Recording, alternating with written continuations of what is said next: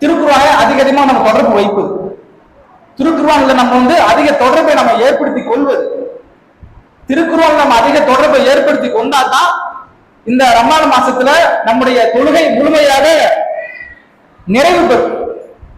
நம்முடைய இந்த ரமலான் மாசத்துல அந்த ரமலான் மாசம் முழுமையாக நிறைவு பெற வேண்டும் என்றால் அது முக்கியமான காரணம்னா நம்ம என்னது திருக்குறான் அதிகமா தொடர்பை நம்ம ஏற்படுத்திக்கிறோம்.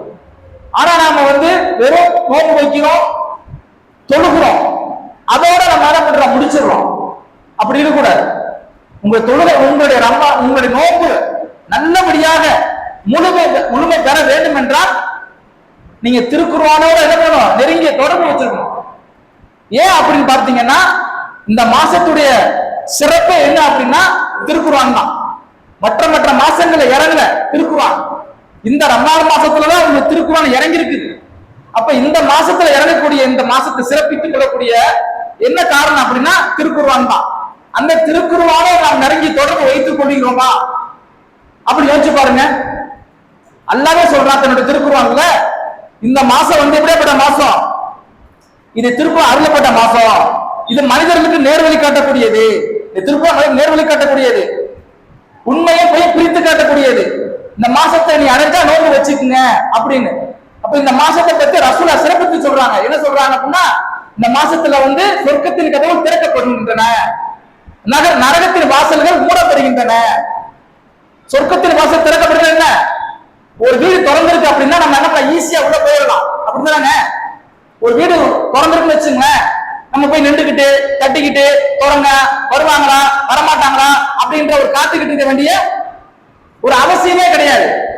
ஸ்ட்ரைட்டா உள்ள போயிடலாமா இல்லையா? அப்ப ரமலான் மாசத்துல அல்லாஹ் சொர்க்கத்தின் கதை திறந்து வச்சிருக்கிறானா.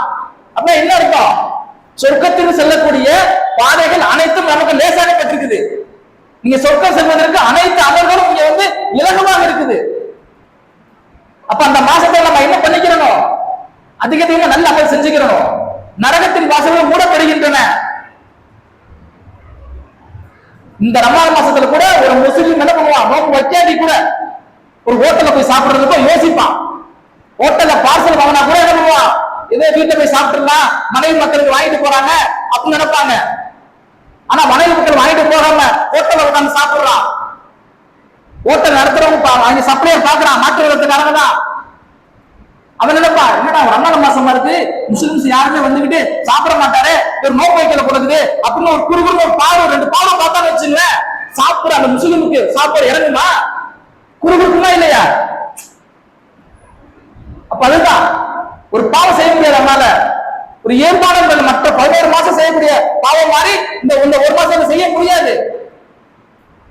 சிறுத்தடிக்க பணம் வச்சிருப்பாரு, அவர் என்ன பண்ணுவாரு, எங்கேயாவது மறைஞ்சு அடிப்பாரு, கடத்தலையோ ஒரு பப்ளிக்கான இடத்துலயோ அவர் அடிக்க மாட்டாரு. ஒரு மறைவான எங்க இருக்குது போய் அடிச்சுட்டு வருவோம், நோன்பு வைக்காத சொல்றேன்.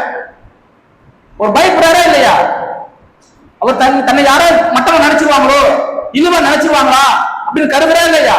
இப்ப நரகத்தின் வாசல்கள் மூடப்படுகிறதுனா நீங்க தவறு செய்வதற்கு உங்களுக்கு அனைத்து விஷயங்களும் குறுகுறுக்கும். உங்களுக்கு பாவம் செய்யறதுக்கு நீங்க ரொம்ப யோசிப்பீங்க. அப்ப அவ்வளவு சிறப்பு மிக்க இந்த ரமலான் மாசத்துல நாம அதிகமா எதுல தொடர்பு வச்சிருக்கோம்னா திருக்குறான் தொடர்பு வச்சிருக்கணும். இன்னைக்கு மனுஷன் என்ன பண்றான், அலைகிறான், உலகத்துக்காக ஓடுறான், உலகத்துக்காக கஷ்டப்படுறான், உலகத்தை விரும்புறான். இன்னைக்கு ஒரு மனுஷத்தை போய் கேளுங்க, உனக்கு என்னென்னப்பா வேணும் அப்படின்னு கேட்டு பாருங்க. எனக்கு கார் வேணும், எனக்கு பங்களா வேணும், எனக்கு வீடு வேணும், எனக்கு மனைவி வேணும், எனக்கு பிள்ளைகள் வேணும், நான் கல்யாணம் முடிக்கணும், சொத்து சேர்க்கணும், அது வேணும் இது வேணும், எல்லாத்தையுமே ஒவ்வொரு லிஸ்ட் வச்சிருப்பாங்க. எல்லாருமே ஒரே மாதிரி வச்சிருக்க மாட்டாங்க, எல்லாருமே ஒவ்வொரு லிஸ்ட் வச்சிருப்பாங்க. சரி, இவ்வளவு வேணும்னு சொல்றியப்பா, எதுக்கு வேணும் உனக்கு, என்ன காரணத்துக்கு அவ்வளவு வேணும் கேட்கிற அப்படி கேட்டு பாருங்க.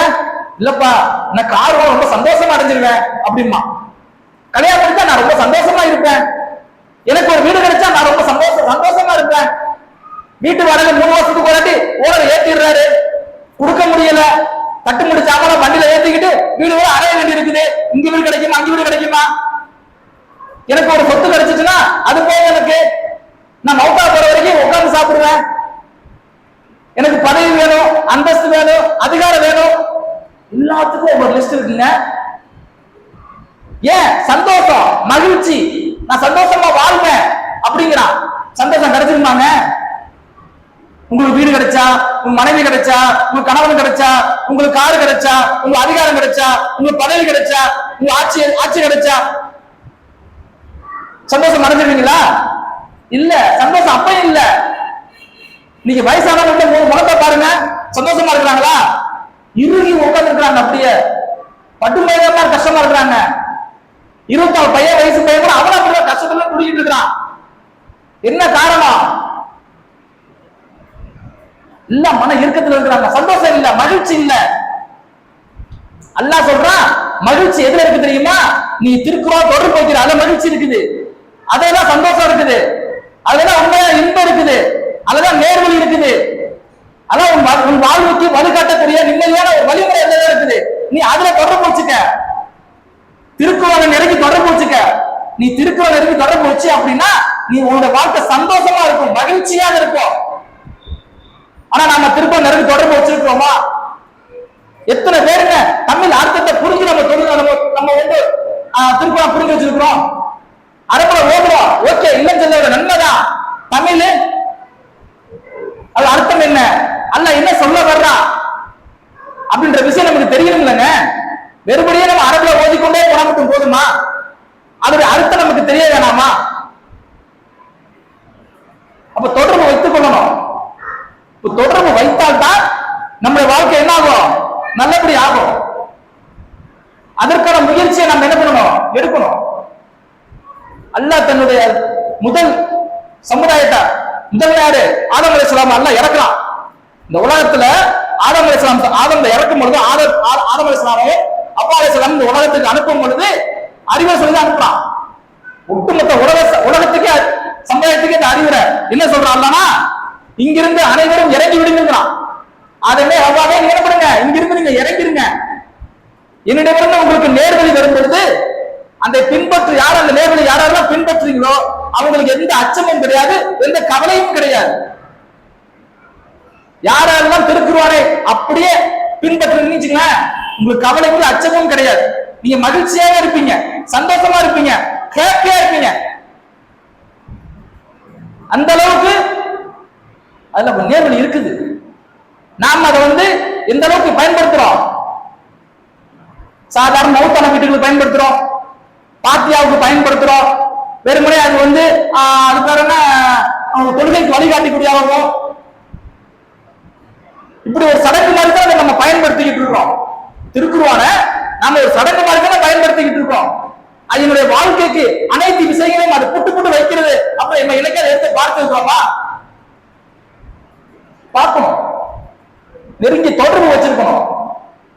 அந்த தொடர்பு தான் நம்ம என்ன பண்ணணும், நம்ம கொண்டு போய் அங்கே போய் சேர்ப்போம். அல்லாஹ் இன்னொரு இடத்துல சொல்றான் வந்து, நீங்க என்ன பண்ணுங்க, பூமியில பயணம் செய்யும் பொழுது எப்படி இருக்கிறீங்க? நீங்கள் அல்லாஹ்வின் பாதையில போரிட்டாலும் சரி, நீங்க நோயாளியாக இருந்தாலும் சரி, நீங்க பயணம் செய்யக்கூடியவர்களாக இருந்தாலும் சரி, நீங்க என்ன பண்ணுங்க, உங்களால் இயன்றதை திருக்குறளை ஓதுங்கன்னு அல்லாஹ் சொல்றான். நீங்க நோயாளியாக இருந்தாலும் சரிதாங்க, நீங்க பயணம் செய்யக்கூடியவர்களாக இருந்தாலும் சரிதான், இல்ல நீங்க போருக்கு போகக்கூடியவர்களாக இருந்தாலும் சரிதான். நீங்க என்ன பண்ணணும், அந்த மாதிரி அவசர காலத்துல தொழுவ கூட 4 ரக்காத் 2 ரக்காத் தொழுதுக்கலாம். ஆனா நீ எதை விட்டக்கூடாது, நீங்கள் இயன்றதை ஓதுங்கன்னு நல்லா சொல்றான். அப்படின்னா பாருங்க, ஒரு நோயாளி எவ்வளவு கஷ்டப்பட்டுக்கிட்டு இருப்பாரு, படுத்த படுக்கையா இருப்பாரு, அவர் கூட என்ன பண்ணணுமா, இயன்றதை ஓதுன்னு அல்லா சொல்றான், ரசூலா சொல்றான், அல்லா சொல்றான் இயன்றதை ஓதுன்னு. நாம அல்லா நம்ம எல்லாத்தையும் வச்சிருக்கிறான், சௌரியமா தான் வச்சிருக்கான், சிறப்பா வச்சிருக்கானா இல்லையா? நாம ஓதுறோமா? திருக்குறான் எடுத்து நம்ம ஓதுறோமாங்க? அதை எப்படி வச்சிருக்கோம்? நம்ம வந்து பரணி மேல, ஸ்லாப் மேல, ஓடத்துல வச்சிருக்கிறோம். ஆனா அது என்னோட வாழ்க்கைக்கு வழிகாட்டக்கூடிய ஒரு வேதம். அப்ப நம்ம என்னைக்கே நினைச்சு பார்த்துக்கிறோமா? நீங்க எடுத்து ஓடிக்கிட்டே இருங்களேன், அது நீங்க எடுத்து ஓடும் பொழுது அப்படியே சாறு பிரிஞ்சு தருங்க உங்களுக்கு. அப்படியே தமிழ் அர்த்தங்களை நீங்க படிக்க படிக்க படிக்க படிக்க அது அப்படியே சாறு பிரிஞ்சு கொடுக்கும். அப்படியே ஆமால, என் வாழ்க்கை நடந்த விஷயம் அப்படியே அண்ணா சொல்றானே, நான் இந்த கஷ்டப்படுறேன், இந்த பிரச்சனை சிக்கி இருக்கிறேன், இதுக்கு ஒரு தீர்வு காண முடியாம தவிச்சுக்கிட்டு இருக்கிறேன், அல்லாஹ் எல்லாமே திருக்குறளை வழி காட்டுறானே, இப்படி ஒரு தீர்வு இருக்குதா? இந்த பிரச்சனைக்கு இந்த ஒரு தீர்வா, இந்த கஷ்டத்துக்கு இந்த ஒரு தீர்வா, அப்படின்னு நீங்க படிக்க படிக்க படிக்க படிக்க உங்க உள்ளத்துல ஆள் மனசுல மிகப்பெரிய ஒரு நம்பிக்கை ஏற்படும். அதை நீங்க பின்பற்றுவீங்க. ஆனா நாம என்ன பண்றோம்? இந்த திருக்குர்ஆனை ஒரு சடங்காக, சம்பிரதாயமாக, ஒரு பொறுப்போக்காக வச்சிருக்கிறோம். நோம்பு 5 ஆச்சு, இன்னைக்கு நாளைக்கு நம்ம 5 வைக்க போறோம் இன்ஷா அல்லாஹ். இந்த 5 நாளுக்குள்ள நான் இத்தனை பக்கம் நான் ஓதிருக்கேன் அப்படின்னு ஒரு குரூப் சொல்லுவாங்க. இன்னொரு குரூப் நான் ஓதவே இல்லை அப்படிம்பாங்க.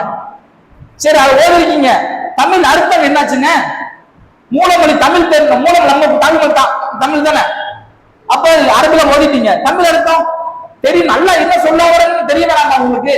என்ன கட்டளை இடுறான், என்ன சொல்ல வர்றான், அதை நம்ம பின்பற்றுகின்றோமா?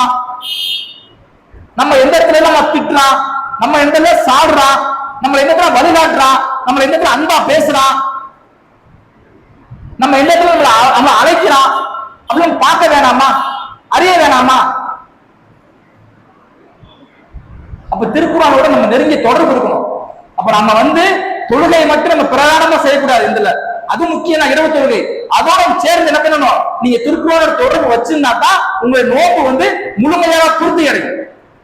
இல்லைன்னா வெறுமனே பசித்திருந்து தாகித்திருந்து இல்லத்தில் ஈடுபடாமல் இருக்கிறது நோன்பு கிடையாது. இது சேர்ந்து இருக்கணும். அழகு பேரழகுன்னு சொல்லுவாங்களா இல்லையா? அந்த பேரழகு நம்ம கிடைக்கணும் அப்படின்னா எல்லாமே சேர்ந்து இருக்கணும் அப்படியே.